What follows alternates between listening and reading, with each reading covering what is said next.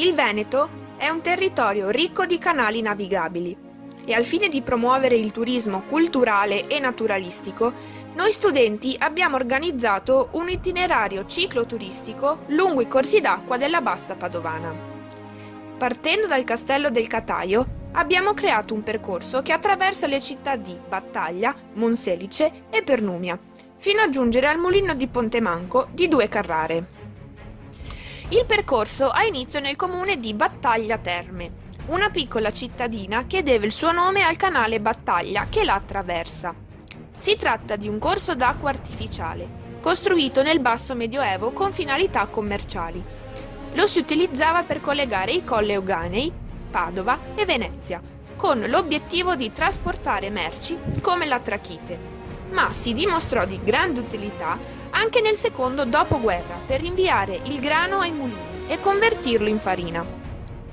Sempre a Battaglia è noto il Museo della Navigazione, creato su iniziativa degli anziani barcari nel 1979, che si propone di illustrare la storia della navigazione fluviale e che espone diverse tipologie di imbarcazioni locali.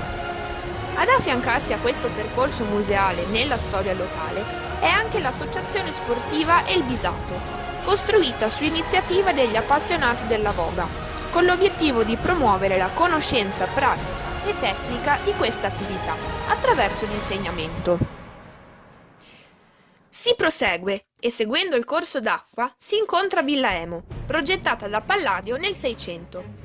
Si arriva così a Monselice, dove si incontra un'altra via fluviale collegata al canale Battaglia, ovvero il canale Bisatto, costruito nel XII secolo dai Vicentini, poiché indispensabile per collegare la cittadina ad altri paesi circostanti.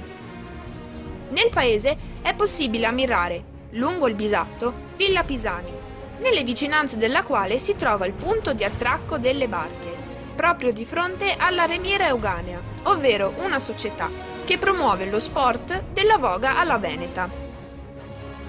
La meta successiva è Pernumia, dove, nato dall'unione tra il canale Battaglia e il canale Bisatto, si incontra il canale Vigenzone. Lungo questo corso d'acqua è da ammirare l'antico mulino della città, costruito nella metà del Cinquecento, alle porte di Pernumia. Il mulino sfruttava l'energia idrica per macinare il grano e il mais, per poi trasformarli in farina o altri prodotti. Ma attualmente, dopo essere stato restaurato, ospita un ristorante, la trattoria Antico Molino. Sempre seguendo il Vigenzone si raggiunge la località di Pontemanco, dove è presente il mulino più antico del nord Italia. Raggiungendo 2 Carrare e proseguendo verso il canale Battaglia, si giunge infine al Castello del Cataio. Si tratta di un edificio monumentale ricco di fascino. Nato nel XVI secolo, è divenuto, nel corso della storia, la residenza di diverse famiglie nobiliari, tra cui la celebre famiglia degli Asburgo, imperatori d'Austria, che trasformò il castello nella residenza imperiale estiva. L'edificio, con oltre 300 stanze e il suo ampio giardino, è una dimora storica a cui non rinunciare assolutamente. I barcari de battaglia. Sto mestiero un cosa morto, e da un tocco sepeio, ma nel cuore di qualche vecchiotto barcaro al manco il ricordo de sicuro vivo. Come si fa a smentegare, il patire, il tribulare, partire avanti per mangiare. Davanti a casa mia, ormai da un bel tocco, viene una di ste barche vecchia, scolorata e sfa, e come una bota a sdolà e a se finia.